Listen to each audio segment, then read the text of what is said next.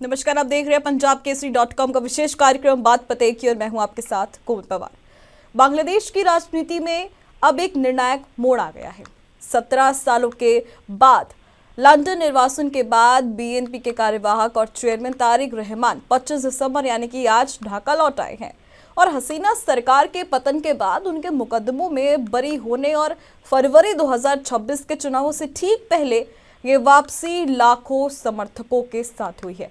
ऐसे में सवाल है कि क्या तारिक रहमान की बांग्लादेश में वापसी पूरी तरह राजनीतिक कारणों से हुई है या नहीं। इसी पर आज हम चर्चा करेंगे और चर्चा के लिए हमारे साथ बेहद ही खास मेहमान जुड़ चुके हैं। हमारे साथ पॉलिटिकल एक्सपर्ट जुड़ चुके हैं आशीष श्रीवास्तव जी। बहुत स्वागत है आशीष जी आपका। आशीष जी, सबसे पहला सवाल तो मेरा आपसे यह रहेगा कि क्या तारिक रहमान 17 साल बाद वापस क्यों आए हैं? क्या इसके पीछे कोई राजनीतिक कारण है? क्योंकि अगर तारिक रहमान की वापसी राजनीतिक नहीं है तो ठीक हसीना सरकार के पतन और फरवरी 2026 चुनावों से 2 महीने पहले वो वापस क्यों लौट आए हैं? देखिए, इसका सीधा सा जो कारण है कि बांग्लादेश में जो चुनाव अभी होने जा रहे हैं उन चुनावों को लेकर के अंतर्राष्ट्रीय बिरादरी का उनके ऊपर दबाव है। हम लोगों ने अभी ये भी खबरें पढ़ रखी हैं कि जो यूएस के कुछ लॉ मेकर्स हैं उन्होंने भी जो है बांग्लादेश की जो इंटरिम गवर्नमेंट है उसको उन्होंने लेटर लिख करके उनके ऊपर एक प्रेशर बनाने की कोशिश की है कि आपके जो चुनाव होने चाहिए, जो वर्ड उन्होंने यूज किया है वो काफी गौर देने वाली है कि ये इंक्लूसिव इलेक्शन होना चाहिए। जनरली हम लोग जब देखते हैं तो इस तरह के जो है केसेस में free and fair election word का यूज होता है, लेकिन यहाँ पर इंक्लूसिव इलेक्शन कहा गया है।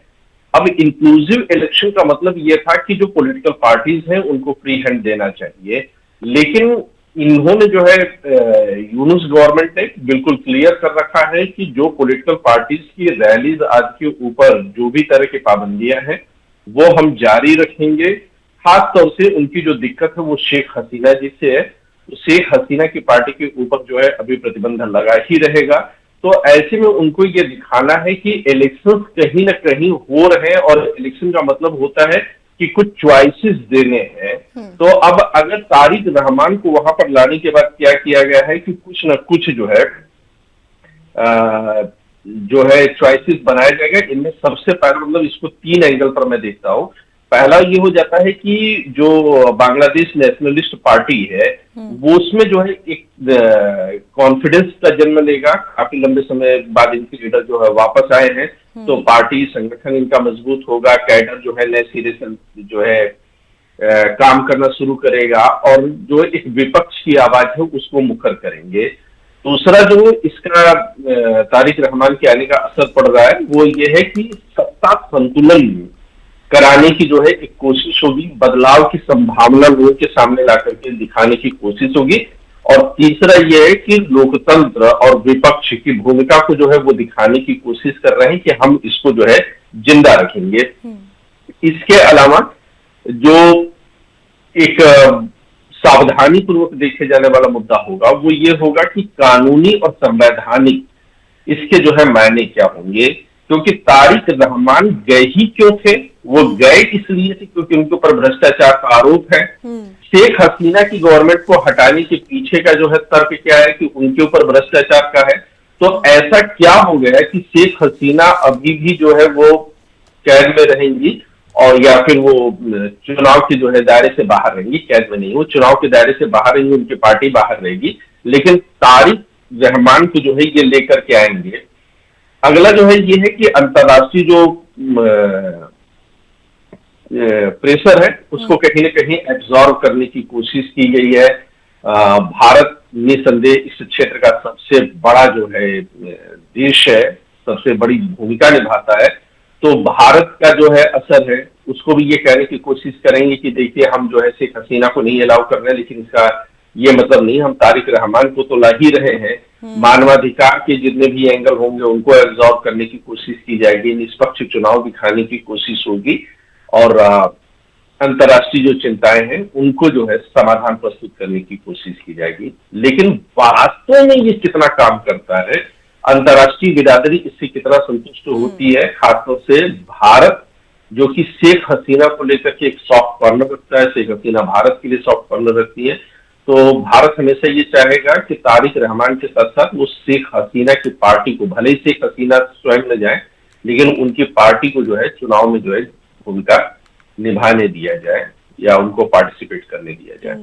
बिल्कुल आशीष जी, और अभी हम जैसे ही तारिक वापस आए हैं तो हम देख रहे हैं कि सड़कों पर लाखों लोग आ चुके हैं, लाखों लोगों की भीड़ है वहां पर, जो इनके समर्थक हैं वो लाखों की संख्या में हैं।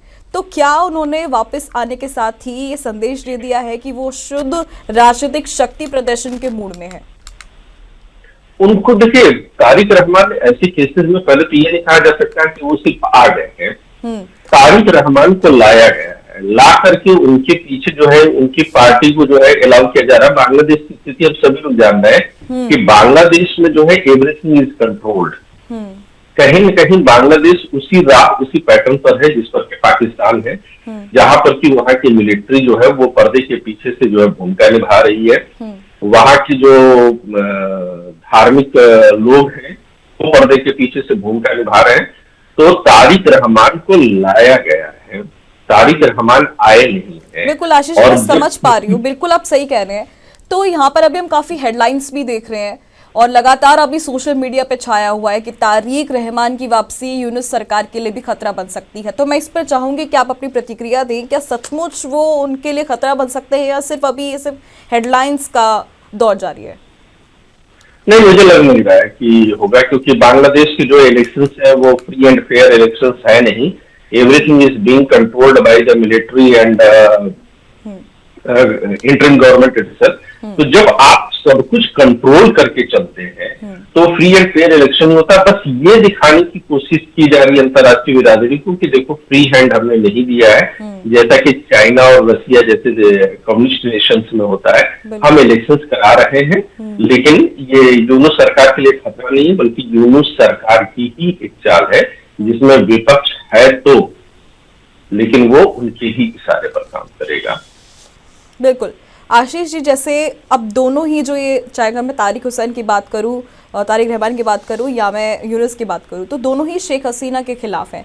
तो क्या तारिक की वापसी बांग्लादेश में लोकतंत्र की बहाली लाएगी या नहीं? देखिए, मतलब बड़ा इंटरेस्टिंग जो है, आपने शेख हसीना जी का नाम लेकर के इसको इंटरेस्टिंग किया है।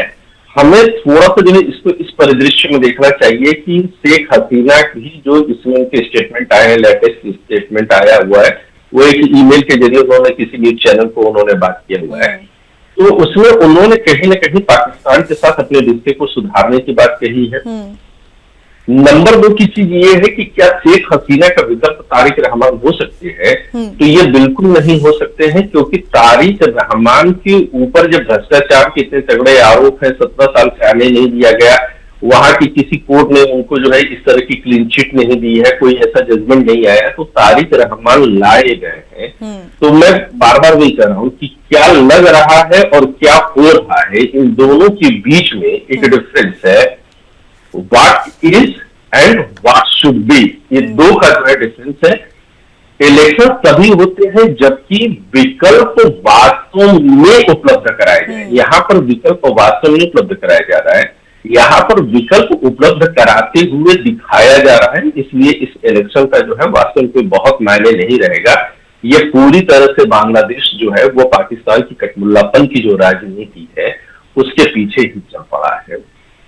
बिल्कुल आशीष जी, यहाँ पर जब से बांग्लादेश का मुद्दा शुरू हुआ है तब से हमारे पास बहुत सारे पैनलिस्ट आए हैं, बहुत सारे विशेषज्ञ आए हैं, उनसे लगातार हमने यही सवाल किया है कि जब गाजा फिलिस्तीन पर जब हमले होते हैं तो हमारे देश के जो सेक्युलर लोग होते हैं वो काफ़ी बढ़ चढ़ कर सामने आते हैं, लेकिन अब जब बांग्लादेश में ये स्थिति है तो काफ़ी सारे लोग अभी दोहरा चरित्र अपनाते हुए इसको साइडलाइन कर रहे हैं। और इसमें अगर मैं बात करूँ यूएन की भी, तो यूएन की तरफ से भी कोई प्रतिक्रिया नहीं आई। तो इस पूरे ही दृश्य को आप कैसे देखते हैं? नहीं, एक तो पहली चीज है कि अंतर्राष्ट्रीय बिरादरी जितनी है उन सभी लोगों ने अपनी चिंताएं प्रकट की है। मैं बहुत अधिक जो है सोशल मीडिया के हेडलाइंस पर नहीं जाना चाहिए। सबने किया हुआ है, चाहे वो यूनाइटेड नेशंस हो। यूनाइटेड नेशंस ने जैसे ही बांग्लादेश में जो है हिंसाएं शुरू हुई थी और खासतौर से वहां पर जो माइनॉरिटी कम्युनिटी है, हिंदू धर्म के लोग हैं, जब उनको टारगेट किया गया तो उस पर उन लोगों ने चिंताएं व्यक्त की थी। भारत में भी जिन लोगों के बारे में बात कहा जाता है कि सेकुलर माइंडसेट है, ये बिल्कुल गलत है। आप तो देखिए पार्लियामेंट के अंदर इस मुद्दे को प्रियंका गांधी ने भी उठाया था, तमाम अन्य लोगों ने भी उठाया है। आप वहां की परिस्थिति की तुलना आप गाजा और इजराइल जैसे देश के साथ नहीं कर सकते हैं। गाजा और इजराइल में जो हो रहा है वह भी अनफॉर्चुनेट है, बांग्लादेश में जो हो रहा है कि वो भी अनफॉर्चुनेट है, लेकिन एक ही तराजू में दोनों को तोड़ा जाना गलत है। और ये कहना कि जो सेकुलर्स हैं उन्होंने इसकी आलोचना नहीं की है, आप चाहे जो है प्रियंका गांधी से लीजिए या फिर जो है प्रियंका गांधी से लेकर के जो है सोशल मीडिया पर काफी जो है हावी रहने वाले आप जावेद अख्तर को लीजिए, इन सभी लोगों ने जो है इसकी आलोचनाएं की है। तो ये कहना गलत है कि मुझे लगता है कि सोशल मीडिया का इन्फ्लुएंस है कि हम लोग इस तरह की भाषा का यूज करने लगे हैं, बट हिंसा कहीं पर भी है वो गलत है और सभी लोग इसके लिए चिंताजनक है। मुझे लगता है कि राहुल गांधी ने भी अपने जो है पार्लियामेंट के पिछले डिबेट में उन्होंने जो है बांग्लादेश में हिंदुओं पर होने वाले अत्याचार के लिए इस लाइन का यूज किया, तो लाइन मुझे याद है, उन्होंने कहा था कि बांग्लादेश में रहने वाले सभी लोगों की सुरक्षा को सुनिश्चित किया जाना चाहिए। ये भारत सरकार की को समझना चाहिए क्योंकि विदेश नीति पिछले कुछ सालों में किधर गई है कि जो बांग्लादेश पाकिस्तान से टूट करके अलग हुआ, बहुत लंबा समय भी नहीं हुआ, तस्लीमा नसरीन जैसे लोग हैं जिनकी के लज्जा जैसी जो है उपन्यासों में हम लोग पढ़ते हैं कि क्या परिस्थितियां रही होंगी, और वहां से कट करके अलग हुआ बांग्लादेश जो कि नेचुरली भारत का सहयोगी होना चाहिए, ऐसी कौन सी परिस्थितियां बन गई कि वो बांग्लादेश जो है वो पलट गया, आज वो पाकिस्तान के साथ जाकर के खड़ा हुआ है, जबकि उन्हीं के अत्याचार के कारण उसको अलग करना पड़ा था। तो यहाँ पर जवाब जो है सेक्युलर टीम से मांगने के बजाय यहाँ पर जवाब ज्यादा सही होगा एक लोकतांत्रिक देश में कि सरकार से पूछा जाए कि आपकी विदेश नीति में कहां पर फेल हो रहा है। तस्लीमा नसरीन का जिक्र है, तस्लीमा नसरीन ने भी इसकी कटु आलोचना की है और उन्होंने इसको पाकिस्तान का जो है कटमुल्लापन के हद तक पागलपन इस टैग से उन्होंने नवाजा है। बिल्कुल आशीष जी, बहुत शुक्रिया हमारे साथ जुड़ने के लिए, इस चर्चा को खास बनाने के लिए बेहद शुक्रिया। Thank you. बहरहाल सवाल तो अभी भी यही जुड़ा हुआ है कि क्या तारिक रहमान आए हैं या उन्हें लाया गया है। ऐसे में सवाल है कि क्या तारिक की वापसी से बांग्लादेश में लोकतंत्र की बहाली होगी या नहीं। फिलहाल अभी के लिए सिर्फ इतना ही, लेकिन देश और दुनिया की तमाम खबरों के लिए आप देखते रहें पंजाब केसरी.com। नमस्कार।